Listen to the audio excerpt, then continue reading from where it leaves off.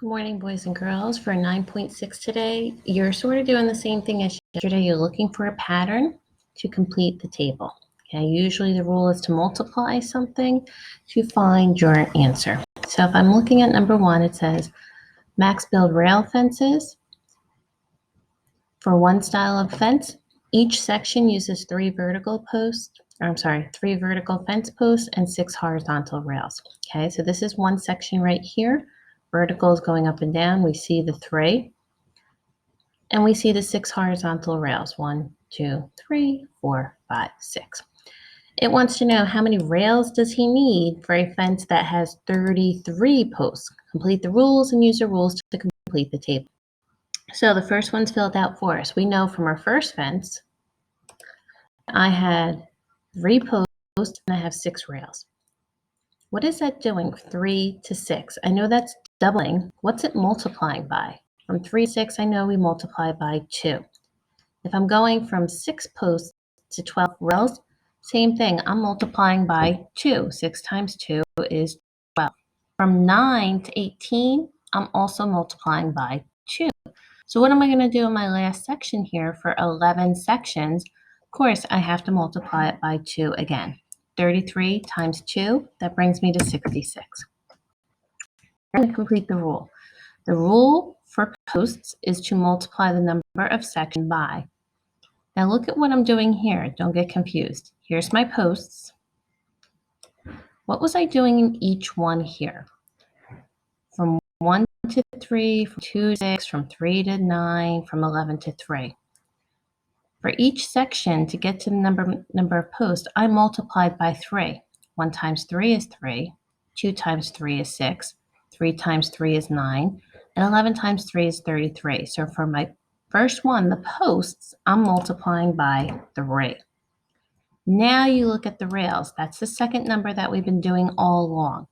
From 3 to 6, 6 to 12, 9 to 18, we said already we got those numbers by multiplying by 2. All right? So this time you have to look at the post, the first section of the table.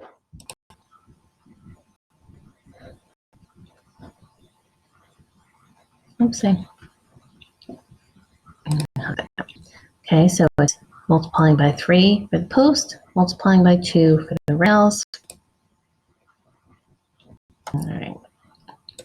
Number 2 is the same thing. Look at the post, look at the rails. This time you're only finding the number, multiplying the number of posts. All right, so be careful with that one. And if you're unsure, view example or step by step. Number 3, same thing again.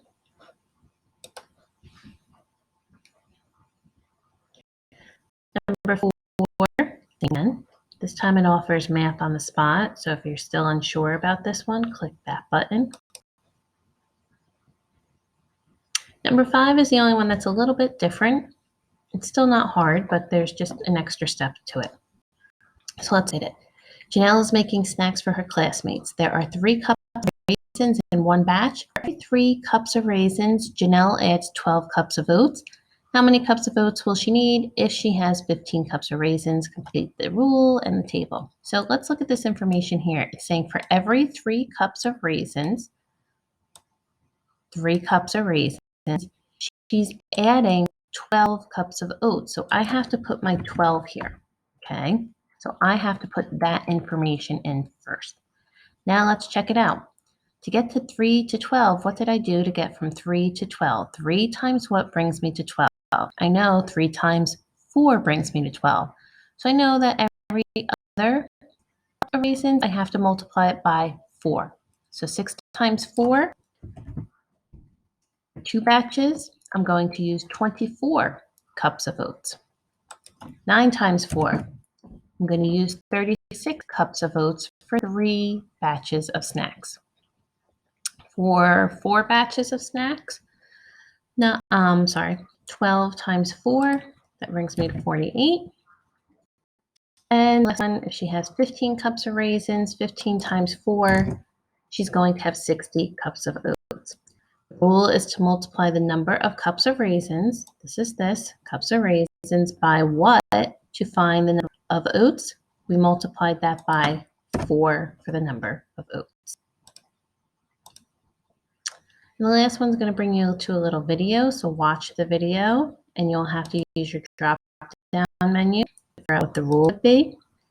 And just, it's like figuring out the table still. They're going to leave the last figure for you when you video, and you're going to see how many squares will there be in figure 5. So look what's happening in each one. What are they multiplying by, or maybe by, to fill in the next number of squares for figure 5. All right, it's a pretty easy lesson today, but good luck, take your time, and I'll talk to you tomorrow.